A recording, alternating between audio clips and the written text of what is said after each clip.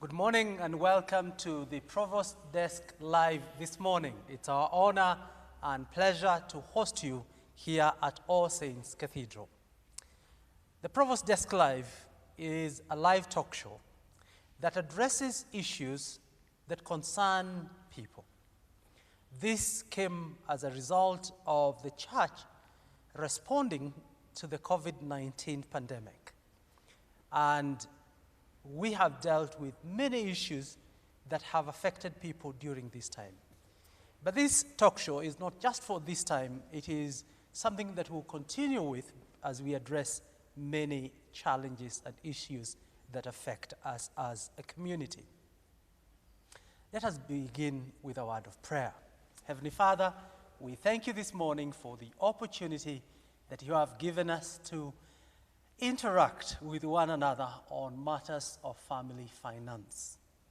We pray that your presence will be with us as we address this important topic.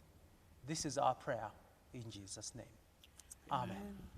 As we continue with the talk show, please feel free to send your questions or comments through our online platform, the Facebook, the Twitter, and YouTube. Now, last week, we had our brother Thomas Warira talking about personal financial management. And I would like to pick the few points that came out very clearly so that we build on it as we talk about family finances today. First, we learned that personal financial management is a process. It's not an event. Secondly, you must understand, one, your income or incomes, your sources, the amount, the timing, stroke frequency. You need to understand your expenses, what they are, and when they happen or fall due. Then you need to think about assets. What generates your income? You also need to know your liabilities. How much you owe, when is it payable, what does it cost? And he encouraged us to make a plan around the above items to match incomes to expenses in a way that meets your personal goals. This plan is called a budget. He also emphasized that we need to learn to save and teach our children the same. You must break free from the African culture of not saving and learn to do so. The emphasis here was forming family culture of savings. The earlier you begin it with your little children, the better. Many people don't learn new things when they grow older, and therefore the emphasis was on younger families learning to save and teaching their children. The third thing that we learned is that when faced with financial uncertainties, we need to do a number of things. Number one, we need to talk to somebody about it. Someone who is equipped to help. We need to take stock of where we are financially. We need to do a lifestyle audit. We need to establish the financial changes you can make today, this week, this month, and progressively. We need to recalibrate our own spending. What we need to cut off, reduce, change, or repress. To mitigate financial uncertainty, which was number 4 point, we need to identify our potential risks, areas such as employment, business, income generation related risks. We need to ensure that any insurable risk such as health, insurance, life insurance, general insurances, domestic packages, vehicles, and assets. We need to save for the unexpected. Designate a percentage of your income to savings. 10% is good, but strive for more. Establish what you are saving towards and choose where to save. He also emphasized that for short-term savings, bank savings or fixed deposit accounts and unit trusts are recommended. For medium-term savings, unit trusts, treasury bills, fixed deposit accounts are preferable. But for long-term savings, unit trusts, treasury bonds, shares on the stock, exchange, and real estates are very, very recommended. And so today, I asked Thomas to come with his wife, so that if it sounded very theoretical, we can go into practical. And what I've asked them today to do is to be as vulnerable as possible so that they can share with you as a family. And family here needs to be redefined. The traditional understanding or the biblical understanding of family is a husband and wife and children. But there's diversity in our modern world. You could be there, you're a single mother, you are a family. You could be widowed, you are a family. Whatever nature of family you are, financial discussions are important. Our guests are Thomas and Gladys Thiongo. Thomas is a senior partner at Roland's LLP, and he's an accountant by profession and a finance management expert with experience spanning over 20 years. Gladys is an associate director at KPMG Advisory Services. She is an IT professional specializing in IT security and governance. Gladys and Thomas have been married for the last 21 years and are parents to 3 children whose ages range between 11 and 17 years. They are engaged in family ministry and work with young couples in the areas of marital mentorship and discipleship. Thomas and Gladys, welcome to the PDL. Thank you.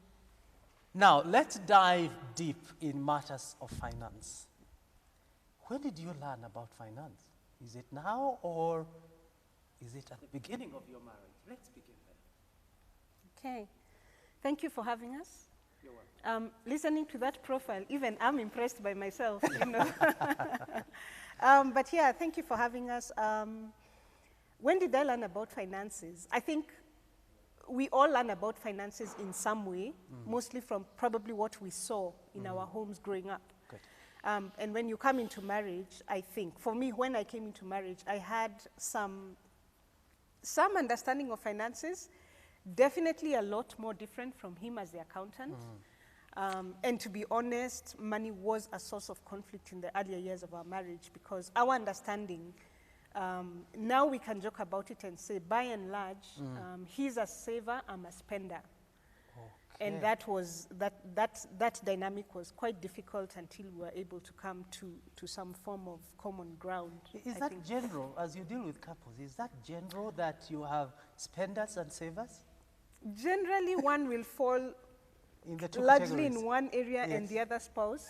You find there are some who are generally savers, but for I think I would say very broadly, 70 to 80%, you will have one and the other. And I think the source of conflict, as far as money is concerned, comes with finding common ground in that space. Yes. Yeah. I'm just trying to think in my house whether I'm the spender or the saver. Now, Thomas, Yes. you are an accountant. Yes. But how different is it learning that from school and being practical in a family? Actually, it's very different. Today we have a lot of accountants who are not very good at personal financial management because the accounting you learn in school really is not personal financial management. So you need to take what you learn in school and then apply it in a practical sense. What accounting helps is give you a practical discipline of how to apply certain principles, and you can then adapt them personally from the corporate scene. So that's what makes a difference. So the accounting background does help to some small degree. Yes. All right. Now, because today our focus is on family. Last week, somebody asked the question, what do you do to a couple that don't agree on matters of finance? And it's a source of conflict.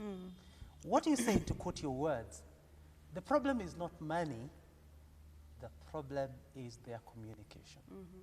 Could we discuss more about communication as the basis of agreement in matters of finance management in family? Yeah, Gladys has alluded to that you need to find common ground. Our backgrounds, the backgrounds we come from, teach us very different ways of handling money. And we are not necessarily expressly taught how to handle money. It's what we see. We get how we see our parents doing it, how we see other people around us doing it, how we see it being done by people in school. All these things actually influence us. Now, when we come into a family setting, we both come with those diverse backgrounds, and they have to be brought to a common place to have a common understanding. And that common understanding is only arrived at when people communicate in the family. So we have to learn to talk about this. So people don't talk about money. They just want to use it.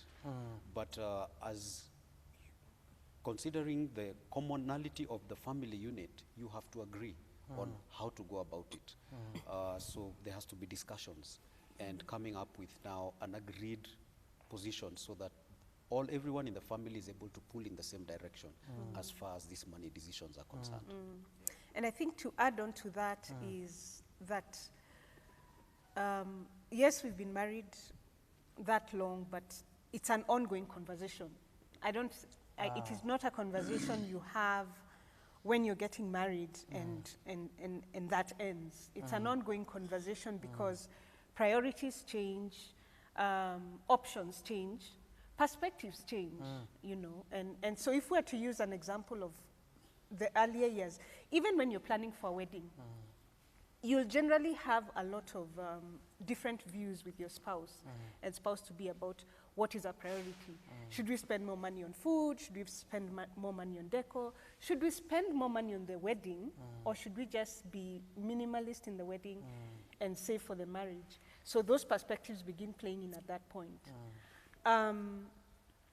When you then start living it, you know, you're married, let's say, or even you are now a single parent for whatever reason, and you're now in the reality of it as opposed to the planning of it, then the dynamics of that change. And I think what Tom had said earlier about communication is about constantly relooking at why did we make these choices, or why did I choose this, and does that perspective still hold?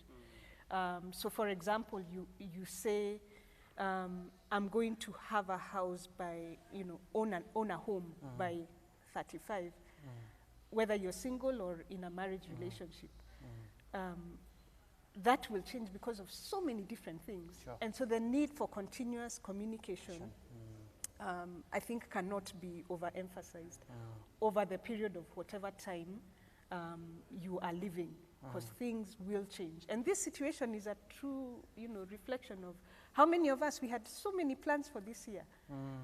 But even individual plans, you need to have a meeting with yourself and ask yourself, are those plans still valid? Or do I change? Yeah. What do I change? Yeah. Constant discussion with yourself. With yourself, with your partner. with your spouse, even in businesses. Businesses are having to relook at what their plans were for the year.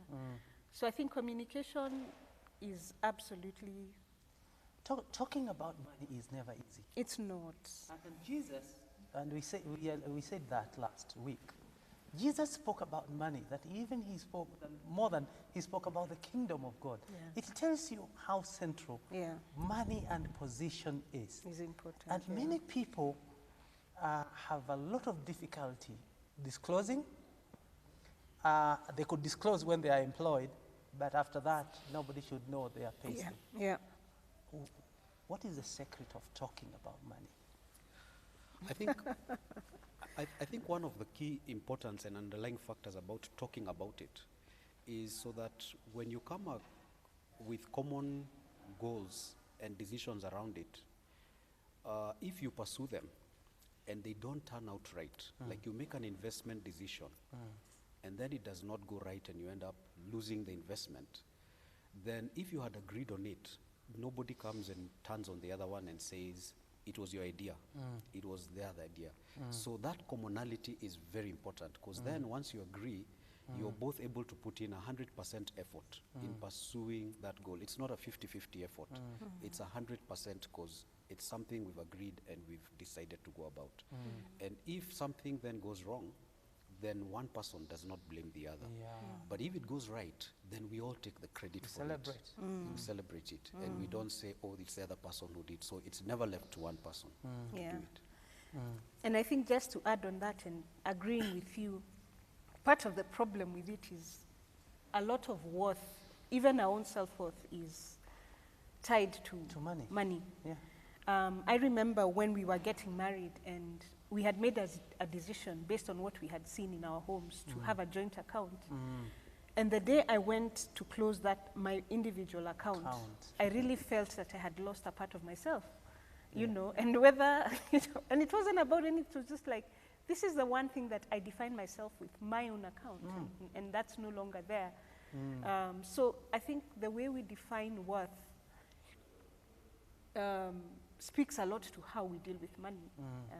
And that's it's hard. I don't know if there is a way to get out of that ever. You must talk. If you You don't must talk, talk. the You worse must it talk. is. You must We're talk. going to dive deeper into that. But if you have any question or any comment on this subject of family finance, kindly get in touch with us. As a pastor for the last 25 years, I have handled many, many couples. One source of their conflict is finances. And today we will not just talk about husband and wife, we'll also talk about even how a single father or single mom can manage finances within the context of their own families. If you don't talk about finances, you'll get into bigger challenges. But let me come to Gladys. They say that the man's money is our money, but my money is my money. They're right. No, I don't.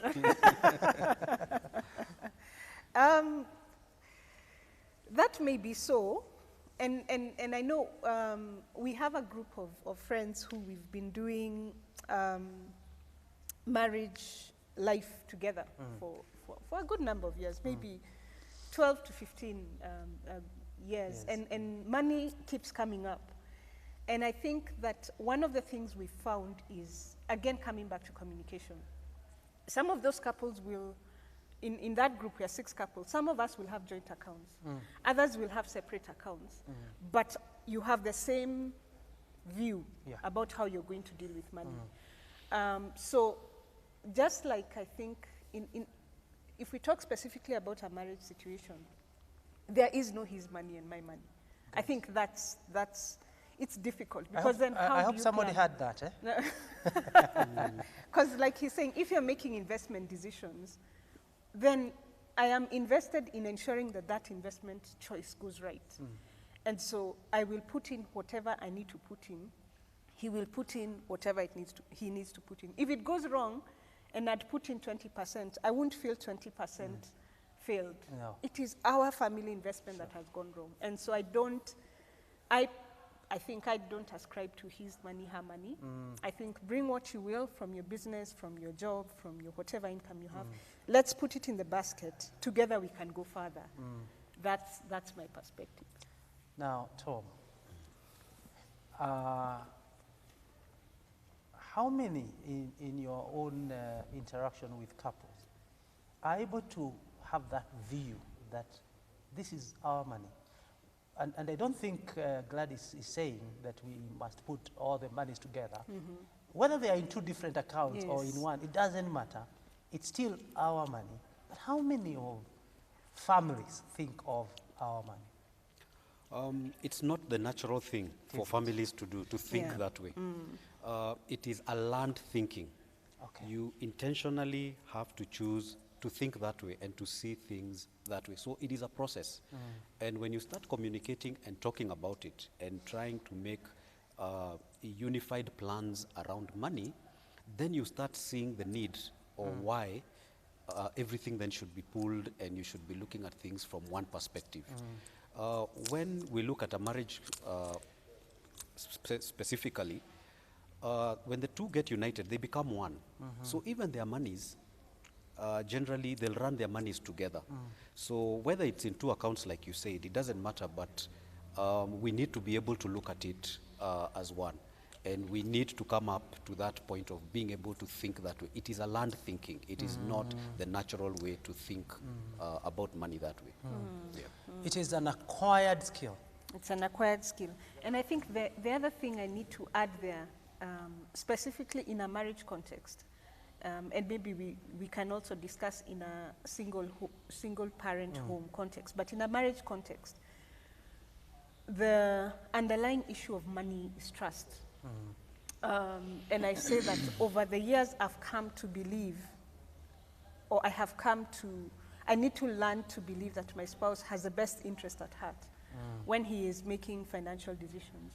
And the same for him, that he must believe that whatever I'm doing is for the best interest. So if there is no trust, and maybe that is where people need to start, where they find there's a lot of conflict, is there some sense in which there is a lack of trust that could be hampering what we'd call total, full disclosure about money. So I think trust is a fundamental part in building even that communication, that we are all starting from that place. I want us to talk more about forming a family culture, which was a very strong point last week.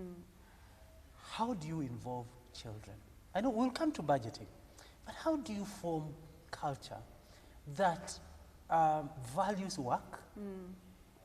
And I know we talked about it, but it's good for parents to know that actually you can form a culture where people are able to value work, people are rewarded for hard work, and people are able to connect the value of the work they do and the value of the money. How do you create that? What have you done with your children? So some of the things that we have done to inculcate that value with our children is we do involve them in certain financial decisions. There are things that we do, we plan our money, Gladys and I will plan our money, but there are things that involve them. There's some expenditure that involves them. Last time we talked about our children enjoy going out to a restaurant once in a while. So what we did some time back is come up with a budget for it and tell them, you will manage this budget. So you decide when we go out and where we go and how much we spend. And this is the amount of money you have them for a month. It is their responsibility to manage. It was their responsibility. Wow. And when we went out for the first time under that new regime, there was so much discussion around the dinner table. Eventually, we really didn't enjoy the meal because they started understanding how expensive the items on the menu are. And previously, we'd been there and they'd not seen this. So they start understanding the value. And what they look at it is they see, we will spend most of this budget on one dinner. So when do we go out again? And they start thinking differently about that. So that's one of the things that we have done. Other things is help getting them to work on chores. To earn some money for some things they may want here and there. So they want to raise money for something. Like one of the things that our children get involved in on an annual basis is like the run for the Bible list. Yes. So when they need to raise money for that, we don't go with that paper around collecting money for them. We ask them to do specific things. So they'll come in and they'll decide our daughter will bake cakes and sell them and raise the money for it. And what they do is we charge them a cost for doing that in the home, and they make money and they do it. So they learn how to value that money. When they earn it, they don't just spend it anyhow. Yeah. And I think the other thing, depending, as our children have grown older, we've also made a decision to be vulnerable about money. Some years back, we had a situation where our income went into half because of a work and business situation. And it required some lifestyle changes, including a decision about where they would school. And we had that conversation with them. And I think that's one of the things we have tried to build over time. And even now in this COVID situation, because there have been some changes in income, is having the conversation with them and telling them, you know what, this has changed, and therefore these are some of the ways we will have to change the way we live. And I think that has been very useful in getting them to appreciate why we wake up every day, go to work, and why they won't always get what it is that they want. Sure. And so having those conversations, being honest and saying, you know what, the income has reduced. And that means A, B, C, D, What and can we therefore make E, F, G, H. These are what we have? the choices we need to make. These are the changes we need to make. Yeah. And interesting with that, when you involve them that way, they come up with suggestions. Themselves. Yes, Yeah, and yeah. it's always important to listen to these suggestions. They may not always be practical Yeah. or implementable, but it's very good to listen to them. But interestingly enough is that some of the suggestions that they have brought out are what we then implement and we do. And they are party to it. And that way they ascribe to what we choose to do then. Yeah. And it's a big way. I hope we are getting these nuggets because there is a lot of wisdom in what is being said here. It doesn't matter what type of family you are in. Two things that have come very strongly when we talk about family culture is the couple talking. Yes. Conversation with yourself, conversation with the other person, conversation with the children. With the children, yeah. Is important. Their decisions are equally important. Yeah. And I used an example because I also do the same. Because I give my children an annual holiday. I tell them the ticket is mine, the hotel is mine, but the expenditure there or whatever you want to go do, you have to earn it. Yeah. And so they have their piggy bank since they were small. And so when the gardener is doing the work, I'll see my son doing it, and I'll be a little generous. I'll say, okay, Victor, I'll give you some 500 shillings here. The other day, and this is not just for the show, it's true. On Monday, I was at home. I was doing some academic work. My last-born daughter, who is 10, said, your shoes are cluttered and they are not polished. And so I'm going to do the work. And so I came that afternoon and I met her in the closet doing the wiping and doing the cream work. All the shoes, mine and Mama's, and she organized them very well. Well, she didn't do that just for earning. But later she said, Dad, won't you do something? And surely, I will even be generous with 1,000. Oh, of course. And she will now brag and say, I worked, I have 1,000 for my piggy bank. Yeah. And that way, by the end of the year when they open, they have 30, 20,000, and they're able to spend. But still, I'll tell them, could you account? Yes, for what you have, yeah. Spend. Yeah, yeah. And I remember, sorry to bring my own family here, I gave my son a trip to Dubai, and I gave him some money, and I told him, Victor, go enjoy. So I didn't expect him to bring anything home. But what I found interesting with my son is the selflessness. Yes. He brought me a gift, a very good gift, the mother, the two sisters. So I asked Victor, so how much did you spend on yourself? This amount. Why did you do that? No, I needed to bring something to my family. Yeah. And I felt very touched by that. And I said, Victor, that is good character of being selfless. That So involvement of children is important. Yeah. And informing. It's very important, and one of the things, like the example you shared about your daughter, one of the things that happens when you do that is that you help them start seeing also opportunity. When they grow up in an environment like that, when they are older, they will be able to seize opportunities of making money in life. And that's where those lessons come from. They do not come from school. Those are the life lessons that we teach our children. Yeah.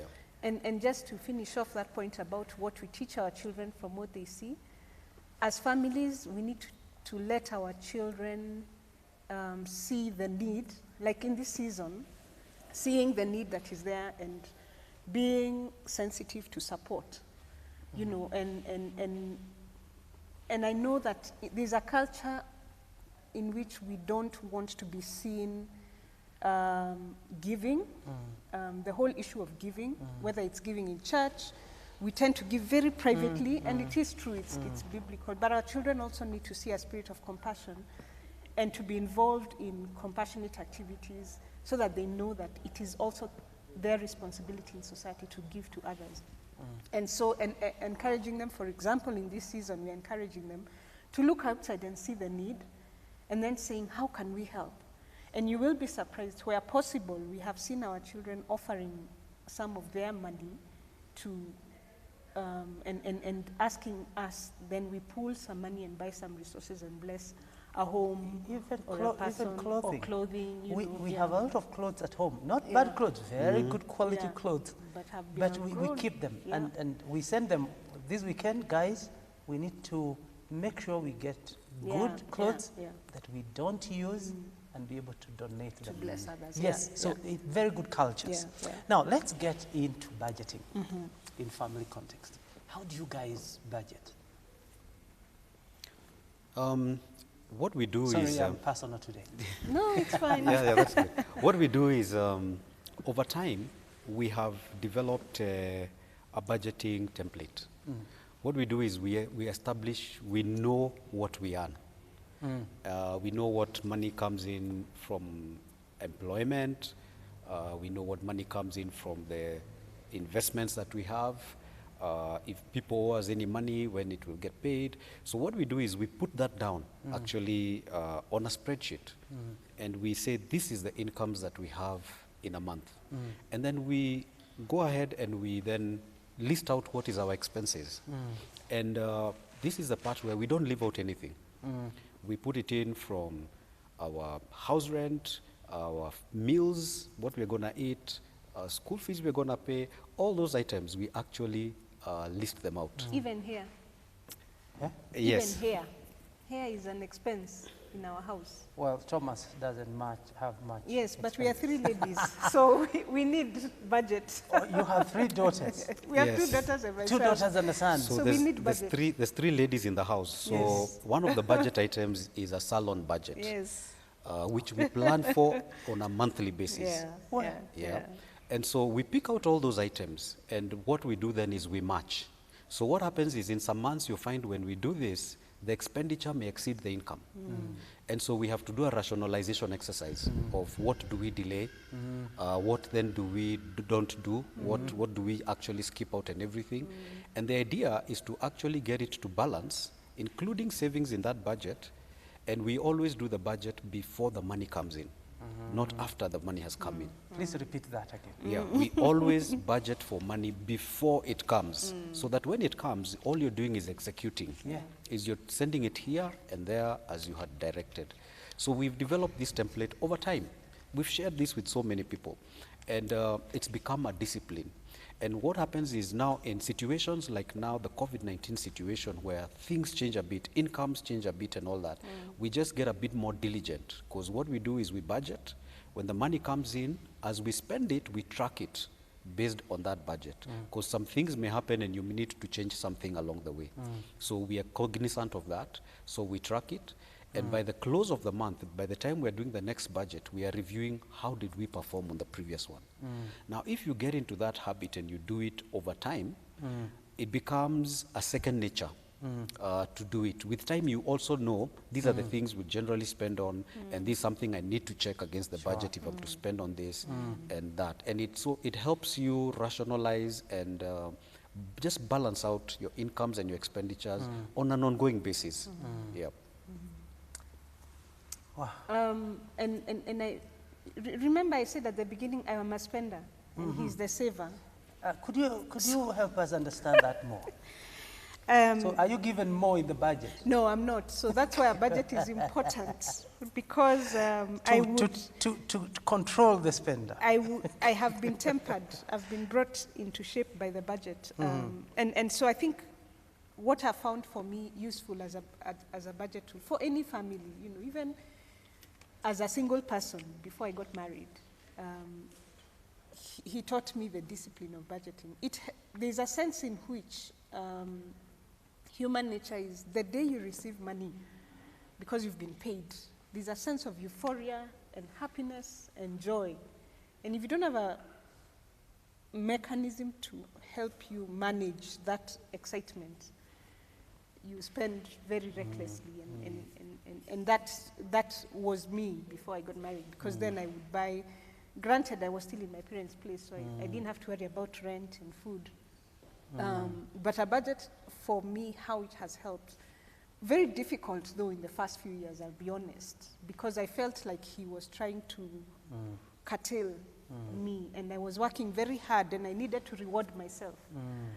I felt he was a bit too harsh until I understood the value that it provided. And I want to actually bring a matter there. There is a family I was dealing with sometimes where the guy was so strict that even the mama's ATM, he was the custodian. He was a custodian. And I felt, okay, in the name of budget, you can be too rigid. I think you need a balance, because there is a time I gave him the card because I was not doing a very good job in managing my own spend, you know. And so I think what there needs to be some sense of reasonableness, but trust. Trust is, I think, you know, we come back to trust and communicating and saying, here is a budget. In our earlier years when we were younger, we would put it in, paste it somewhere where we could both see it, so that you're aware and it reminds you of what you need to spend. Over time now, like he said, we've developed a cadence, a way of, you kind of know what should go where. But whenever there are major changes because of, say, income boosts or income dips, then you need to constantly use that as a reference point in terms of figuring out how you would spend. So a budget for me, there's a spender, and if there are any spenders out there, a budget is a good guide in terms of just keeping you in check, because then you find if you don't use a budget, you get the proverbial, you have more month at the end of the money. And so a budget is useful in helping you temper that. And I think I'll go back from a family finance perspective to say the initial stages of creating a budget is hard. It's difficult, it's a source of conflict. You have different worldviews, especially as a young family.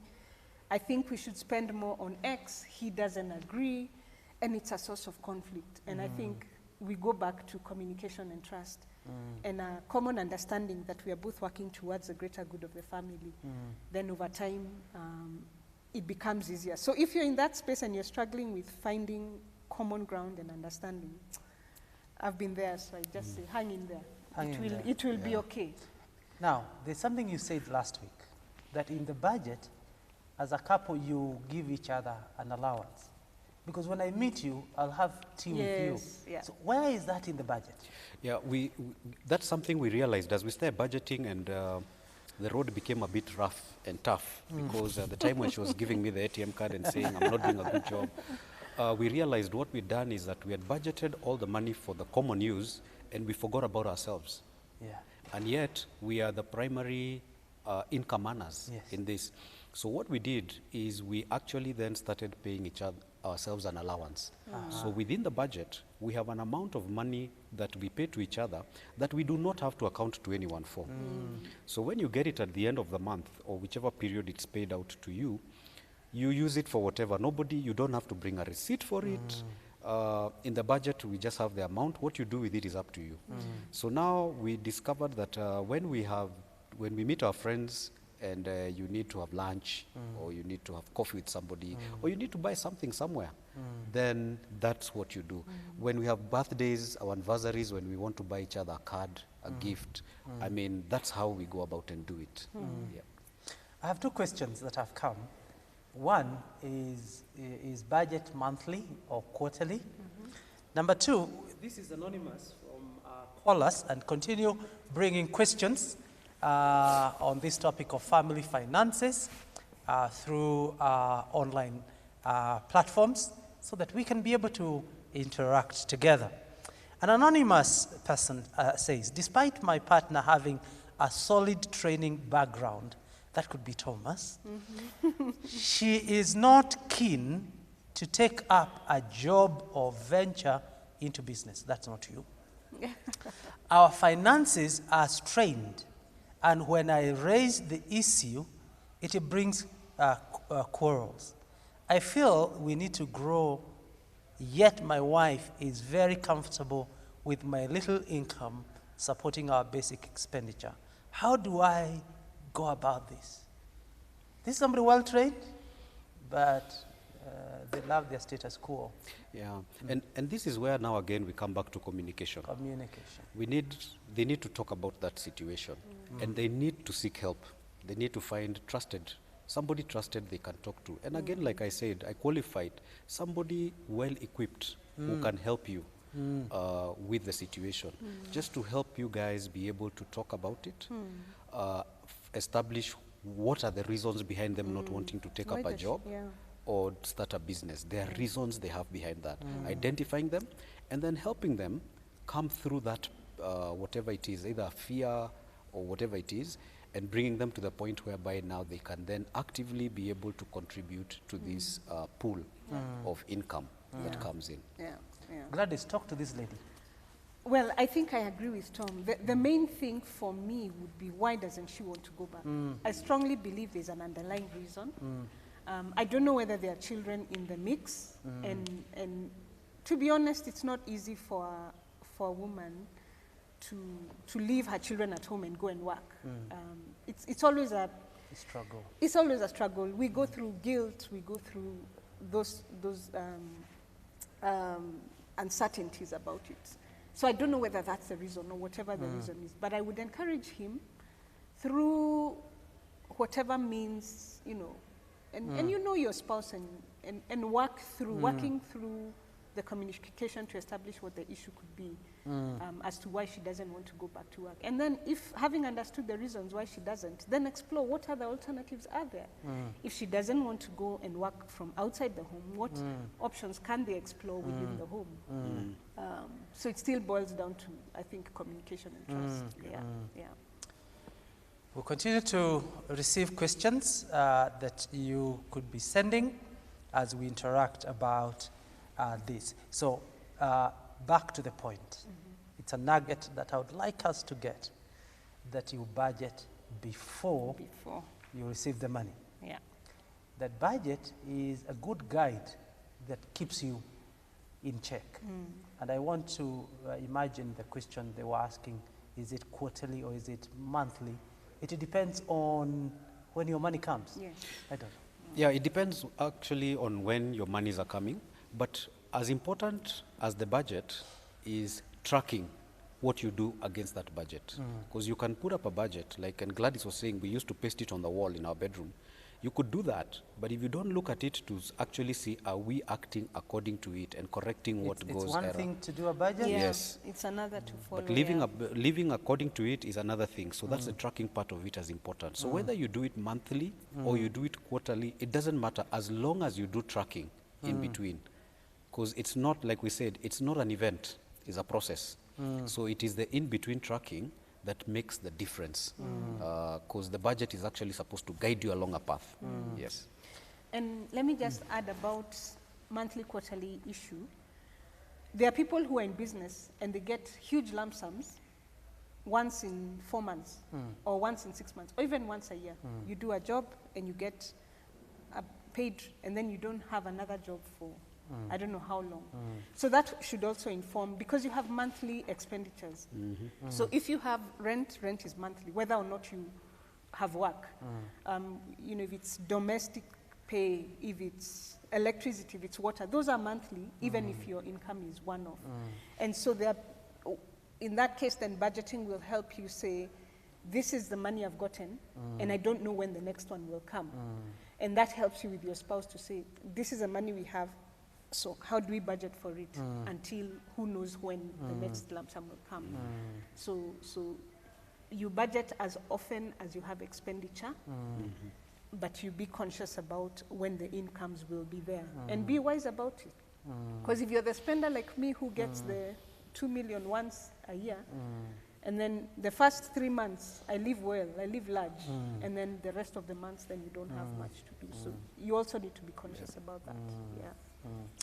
And I like what you've been saying, and thank you for being vulnerable, Gladys, by saying that I can be a spender. Many people don't accept that fact, and you know, it's not a weakness per se. It's only like you love some good things. Yeah, I like the finer things. You fall into temptation of buying easier than maybe Thomas. And Thomas will tell you, please, would you consider not this time? Because maybe you can live without it. You probably can. Yes, you can. And you can see the importance of couples knowing each other, their characters, their areas of weakness, and being vulnerable enough to say, help me here. But again, the other partner should not take advantage of that. Exactly. Because I also see that with couples. And it's a journey, you know, It's like a Tom journey. said. You grow into it. It's a relationship. It's a relationship, exactly. And even I begin to be conscious about how my spending habits are detrimental to our overall objective. You know, but that comes with time. I want us to get into family savings and investment. But there is a lady by the name Enid who always contributes to this. I happen to know her.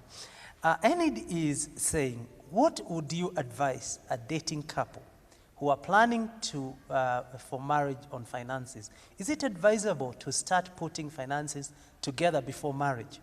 Then after that, we'll dive into family investments. I would say plan together. Plan together.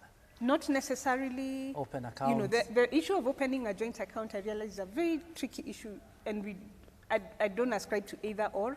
Like I said, we did that because I saw my mom and dad do that, and he agreed with me that that was a strategy. Because you're dating, because you have a common objective of getting married and starting a home, plan together. So do your budgeting together. Say, from your account, you pay this, you pay that. From my account, I'll pay this and that. So in that case, then there's some sense of budgeting and planning that you're doing together. Would you like to add anything? These are people who are planning to get married. This, I think, like Gladys said, the planning together bit is very important.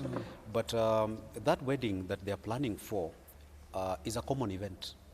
And therefore, it is important that they do those things together. So even as they plan together, maybe one of the things they could do is they could put the wedding money together. It's also a way of helping them start building trust.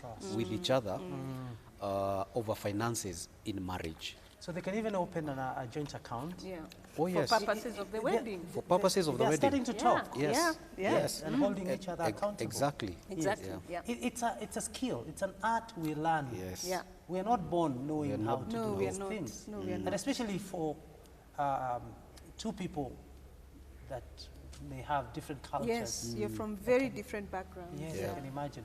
Now, you recommended, Thomas, last week that at least 10%, if not more, should be saved. Let's talk about family financing, investments and savings. Yes, I think when we look at savings and investments, the first place we should start at is we need to first, the most basic form of savings is what we call an emergency savings.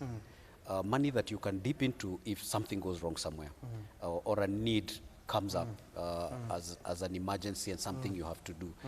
And usually when we look at it, what we say is try and save up the equivalent of your 1 month's living costs and have that sitting somewhere so that if anything goes wrong, you know you're covered for a month. And then over time, build it up so that it's 2 months, it's 3 months, it's 6 months. And once you have emergency savings, then now you can actually start looking at the longer spectrum of medium term and asking, and this is where we said communication, you start asking as a family, what do we want to save for? What are our aspirations? What are our goals? So you will come and say, we want to have a holiday this year. So that's one thing we need to save for. You'll come and say, we need to build that emergency fund.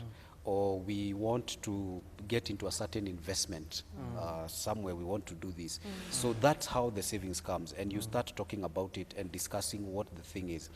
The important thing is, like we're talking about the 10%, is to start the habit. The habit. It's not about the amount, it's about starting the habit and building that consistency till it becomes your culture to actually save money. Now, once you have the culture, even when you have bigger incomes and so much more disposable money coming in, you will find you save so much more. It's not about percentages later once you build the habit. So what we'd encourage is start with the smaller things, which is that emergency money that will help you manage any emergencies that come up. Then talk about now, what are the next things? You need to start saving maybe for the next thing, your electricals in the house. You have a fridge which you know in 3 years will not be working. So you don't want to borrow money for it. No. So you start putting up side money for it. But then there's bigger things that come, because then you want to live a comfortable life when you retire.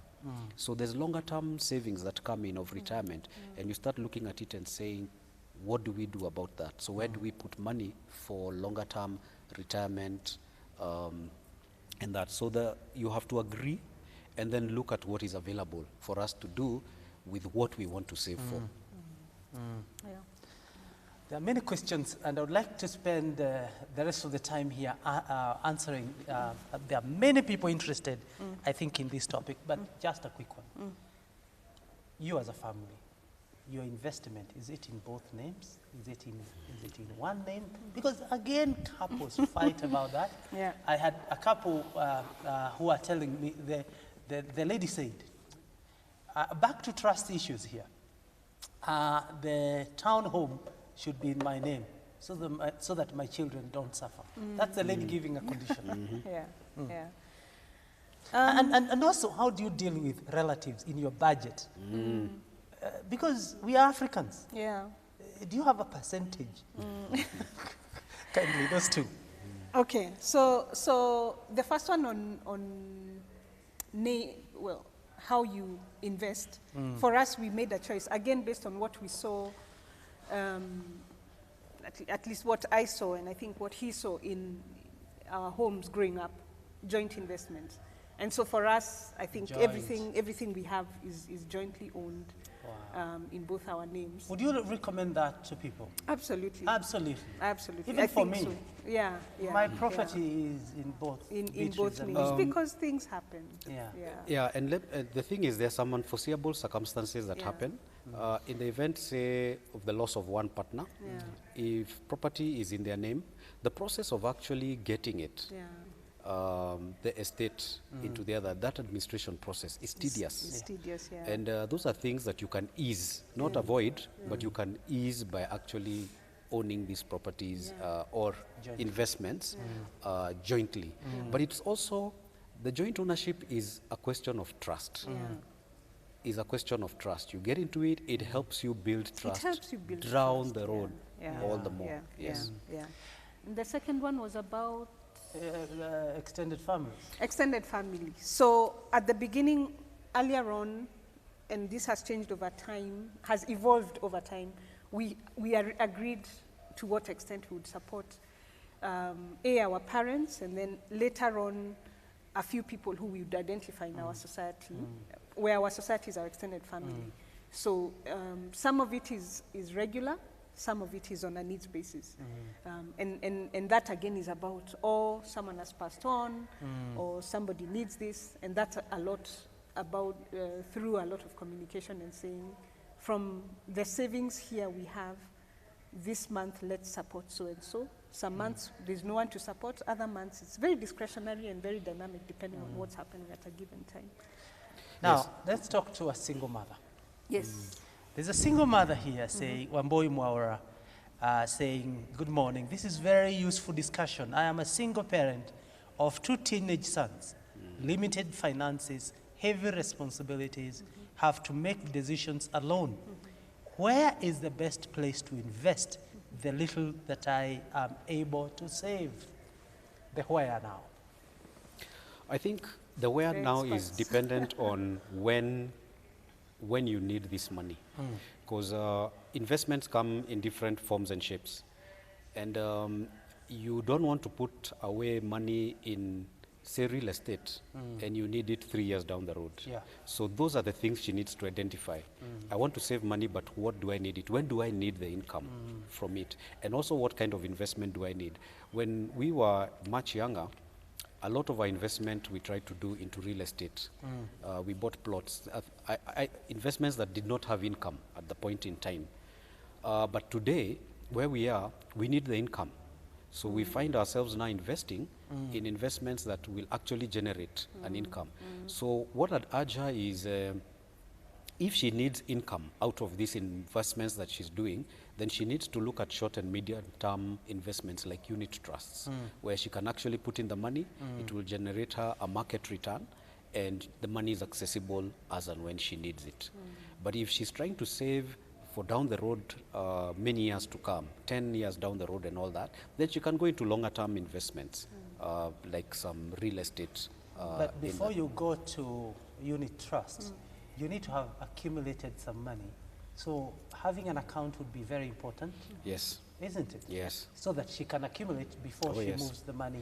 Yes, Yes. accumulate it, start with a savings account, move it to a fixed deposit account, and then move it to your But there are unit also trust. unit trusts these days which are Okay.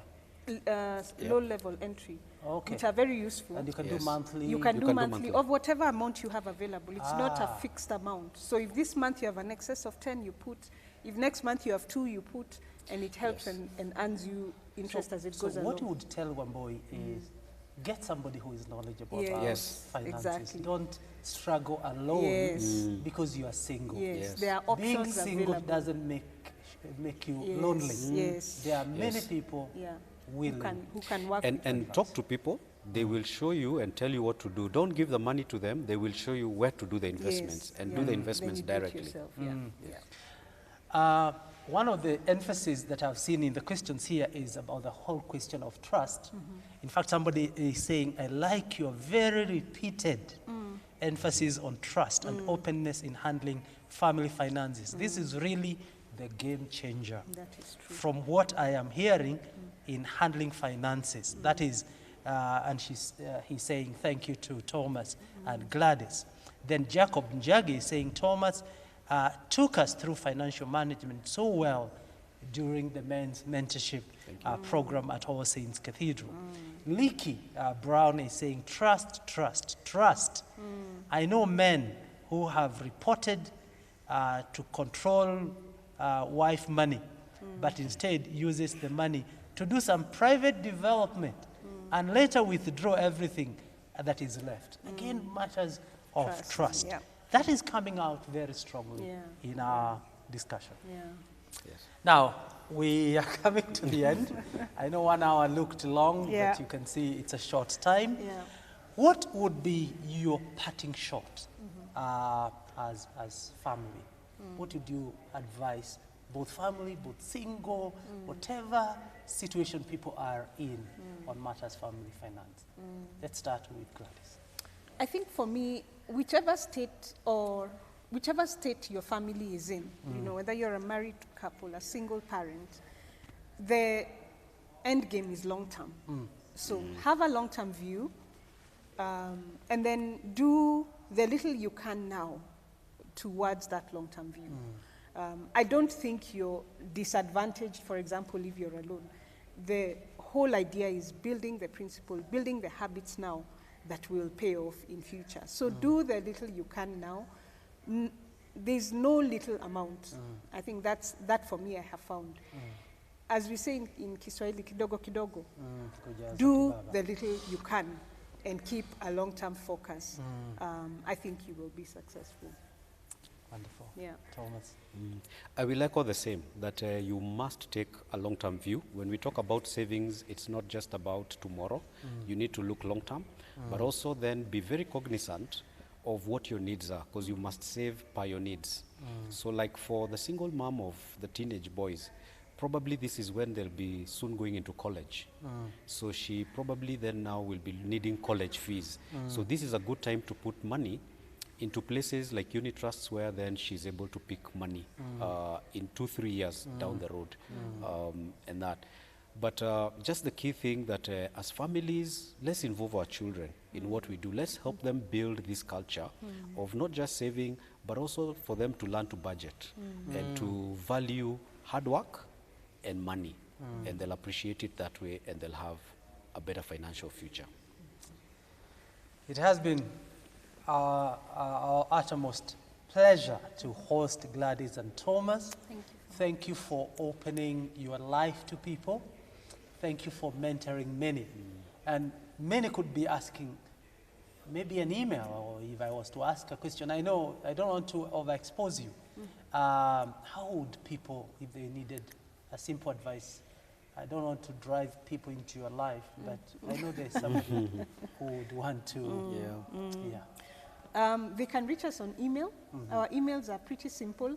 Mine is Gladys, so G Thiongo at A gmail.com. small G. Yeah, G Small Thiongo. G. Just remember Gladys and then G Thiongo at gmail.com, gthiongo@gmail.com. and T for Thomas, T Thiongo at gmail.com. Gthiongo at gmail.com. Yeah. You can get in touch with them. They are willing to help. Yeah. Today we have addressed ourselves to 3 areas. Number 1 is communication, which is the basis of agreement. Families must talk. You talk to yourself, you talk to your partner, you talk to your children. Communication is critical, and it is an ongoing process. It doesn't stop. We need to keep talking and talking. And the key to that is trust. Can you trust each other? And so if you are experiencing financial challenges in family, it is not the money, it is the relationship, the communication that is important. The second emphasis is on budgeting. You don't budget after receiving the money. You budget when you have received, and be disciplined in following your budget. It's one thing to draw a budget, it's another to follow that budget. And what came out from the couple is their characters are different. There's one who would spend more, there's another one who can be more better in management, but they come together and come to an agreement. And the last thing is, it is important for families to have savings and investment for a rainy day. It has been our honor and pleasure to host you for this PDL Live, which is the talk show from the All Saints Cathedral, and myself as the Provost. It is my joy and honor. Next week, we will be talking about violence in families. There has been violence, whether from men or from women, whether from parents to children, whether from children to parents. It doesn't matter. Violence is bad. It dehumanizes people. And so I'll be having somebody here to speak about violence, which has been exacerbated by the COVID-19 pandemic. And if you are living in a violent environment, it is wrong for you to be in such an abusive relationships. And we'll be diving deep into these issues. For now, we wish you God's blessings on this Wednesday, the 20th, and in the week ahead. Let us pray. Father, thank you for the gift of Gladys and Thomas, and for their wealth of experience that they have shared with us. We pray that all the nuggets that we have shared will inculcate godly values and cultures that help families to manage their finances. We ask of your blessings on this day in all that we do. For this is our prayer in Jesus' name. Amen. Amen. God bless you. Have a good day.